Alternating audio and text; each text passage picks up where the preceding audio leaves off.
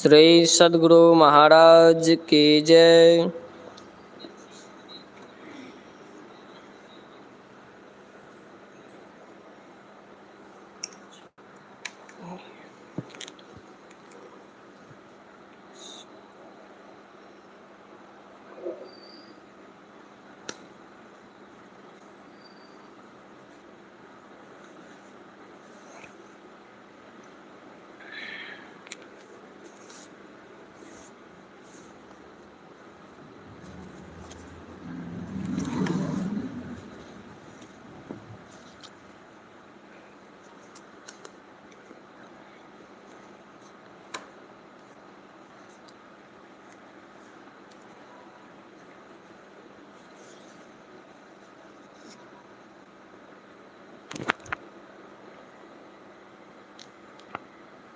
सद्गुरु महाराज का प्रवचन महर्षि में ही सत्संग सुधा सागर से प्रवचन संख्या 79।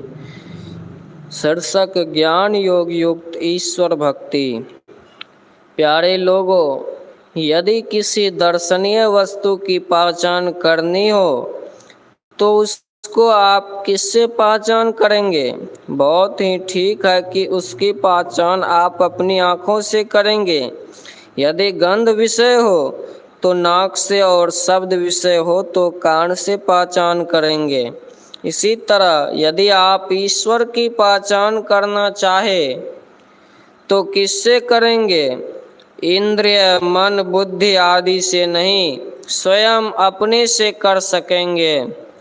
आप अपनी आँखों से जो देखते हैं वह अपने से नहीं देखते हैं, अपनी आँखों से देखते हैं। जैसे कोई चश्मे से देखता है तो आँखों से नहीं बल्कि आँखों के सहारे चश्मे से देखते हैं।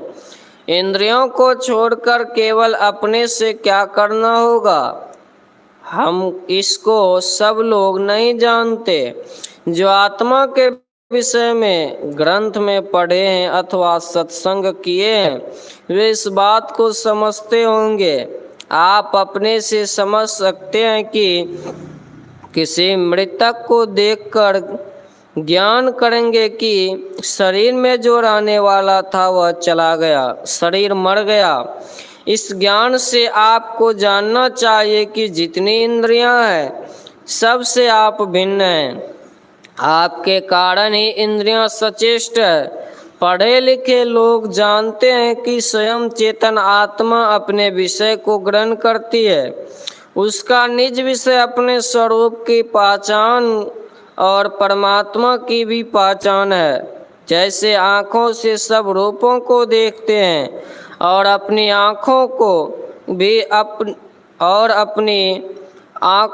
भी आँख से ही देखते हैं। बचपन से सब कोई राम राम, शिव शिव आदि कोई ना कोई ईश्वरवाचक शब्द को जानते हैं, ईश्वर में विश्वास करते हैं, किंतु ईश्वर तत्व रूप में क्या है इसको बहुत कम लोग जानते हैं। मैं अपने ताई क्या हूँ? यदि अपने से अपने को पहचानो तब जो हो वही तुम हो और उसी से परमात्मा का ग्रहण होता है। वह कहाँ है? शरीर के बाहर या भीतर? अपने भी अंदर और सर्वव्यापी होने के कारण परमात्मा भी अपने अंदर है। उसकी खोज अपने अंदर करो। परमात्मा से निकट और कुछ भी नहीं है। कबीर साहब कहते हैं, परमात्म गुरु निकट विराजे, जाग जाग मन मेरे। यह संसार मोह का शहर है। विविधता और अनेकत्व मोह के कारण देखते हैं।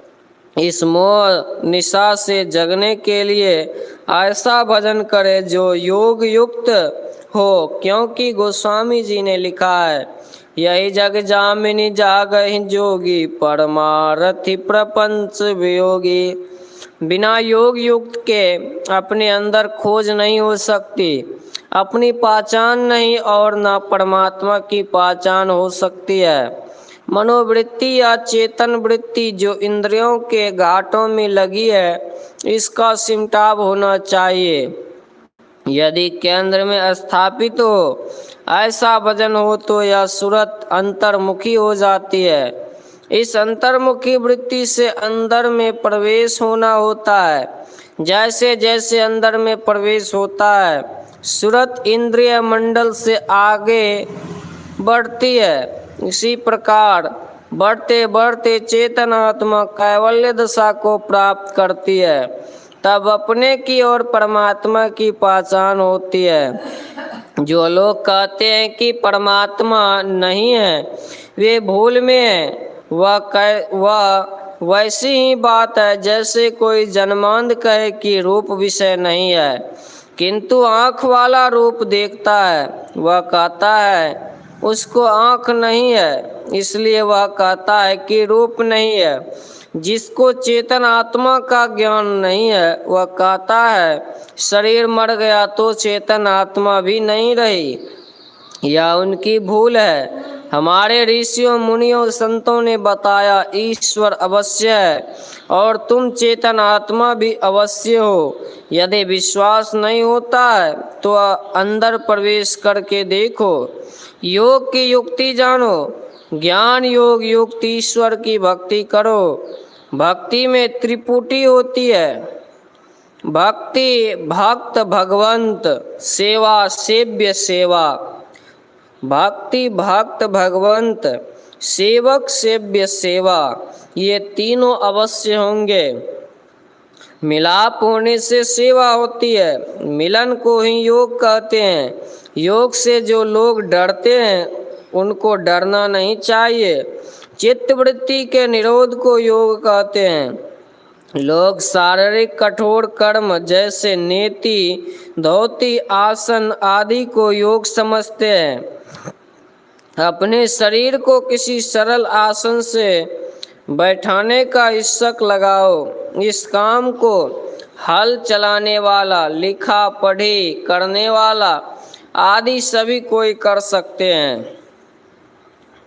जिस बच्चे को कुछ समझने बूझने का ज्ञान है उस बच्चे को बता दो तो वह भी एक आसन से बैठ सकता है।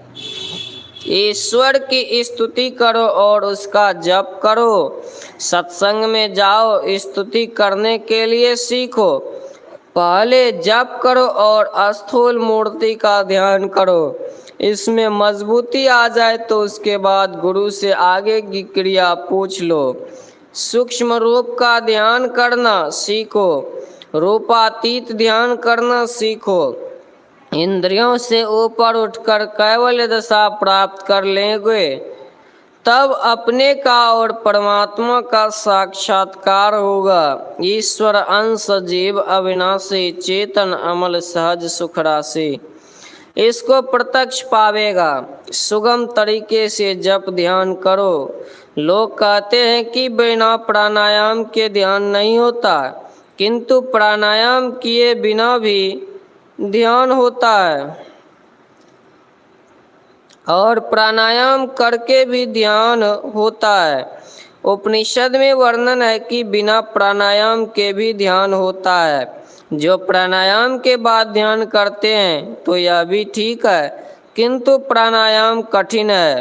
प्राणायाम करने वाले को कष्ट भी होता है। किसी बात को सोचते विचारते हो तो उस समय श्वास गति धीमी हो जाती है। जो मन को एकाग्र करने का अभ्यास ध्यान द्वारा करेगा तो उसकी भी श्वास गति धीमी पड़ जाएगी। जब ध्यान से अंतर्मुख हो जाओगे। जब ध्यान करने के लिए अंदाजी नहीं किसी जानकार से जानकर करो।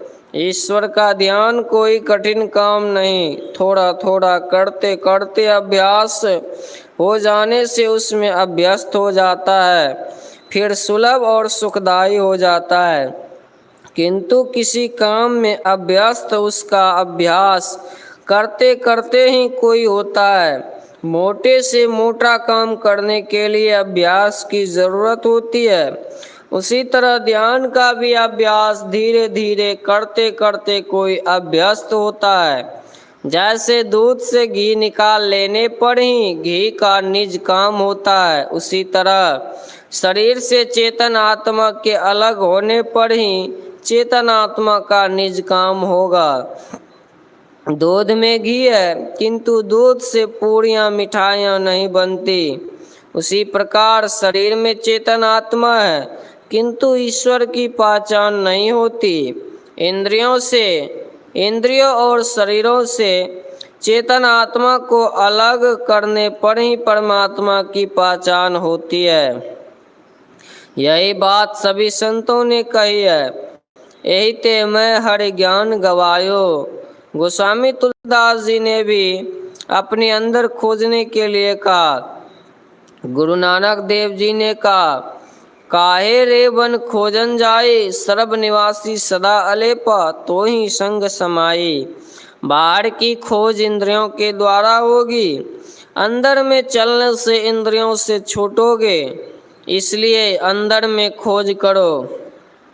बैरागिन बोले आप में जल में खोजे राम, जल में खोजे राम, जाय के तीरथ छाने, भर में चावड़े खोट नहीं सुधे अपनी आने। फूल माही त्यों बास काठ में अगिन छिपानी, दे बिनु नहीं मिले अय धरती में पानी। दूध माँ घृत रहे छिपी मिधि में लाले, ऐसे पूरन ब्रह्म कहूँ तिल भर नहीं खाले। पलटू सत्संग बीच में कर ले अपना काम, बैरागिन भूले आप में जल में खोजे राम। पलटू साहब ने कहा, जैसे फूल में सुगंध है, काठ में अग्नि है, धरती में पानी है, दूध में घृत है और मेहंदी में लाली है, उसी तरह परमात्मा सब में है। ईश्वर की खोज अपने अंदर करने के लिए सभी संतों ने कहा, किसी अच्छे गुरु से इसकी क्रिया सीखिए और कीजिए। मैं सरल सरल क्रिया बतलाता हूँ। नेति, धोती, बस्ती, नौली आदि क्रियाएं करने के लिए नहीं बतलाता हूँ। मध्य में रहो, यानी ना विशेष सो और ना विशेष जगो, ना विशेष खाओ और ना विशेष भूखे रहो। अपने घर में रहो, सच्ची कमाई करके अपना गुजर करो। झूठ, चोरी, नशा, हिंसा और व्यभिचार से बचते रहो। ईश्वर का भजन करोगे तो मनुष्य का जीवन सफल होगा। आजकल हम लोग स्वतंत्र हैं, अपने प्रभु आप हो। पंचायत का राज्य है, जनता का राज्य है। राज्य सुखदायी होना चाहिए, किंतु सुख कहाँ है? इसका कारण है कि हम लोग पाप बहुत करते हैं, झूठ बहुत बोलते हैं। यदि झूठ बोलना छोड़ दे तो सुख ही सुख होगा। झूठ गया तो घूस गया, और झूठ फूस चला गया तो मुकदमेबाजी नहीं होगी। पंच पापों को करते रहने से तुम संसार में भले आदमी बनकर नहीं रह सकोगे। परमार्थ तो और कहाँ से होगा? जनता अच्छी हो जाए तो सब ठीक हो जाए। पुण्य का फल सुख होता है, लेकिन इसमें पहले थोड़ा कष्ट होता है, इसको सहो। महात्मा गांधी जी को अफ्रीका में इतना मारा कि उनका दांत तोड़ दिया, उनसे मैला फेंकवाया। उन्होंने इन कष्टों को सहन किया। पीछे उन्हीं महात्मा गांधी जी की इतनी इज्जत हुई कि कहा नहीं जाए। अपने देश की तो बात ही क्या, दूसरे देश के लोगों ने भी इनकी बहुत इज्जत की। धनोपार्जन पाप करके भी होता है, किंतु परमार्थ पाप करने से नहीं हो सकता। इसलिए पाप मत करो, सत्संग ध्यान करते रहो। संसार और परमार्थ दोनों ठीक ठीक चलेंगे। श्री सद्गुरु महाराज की जय। यह प्रवचन मुंगेर जिला अंतर्गत ग्राम तौफीर दियारा में दिनांक 24 अप्रैल 1954 ईस्वी को रात्रिकालीन सत्संग में हुआ था।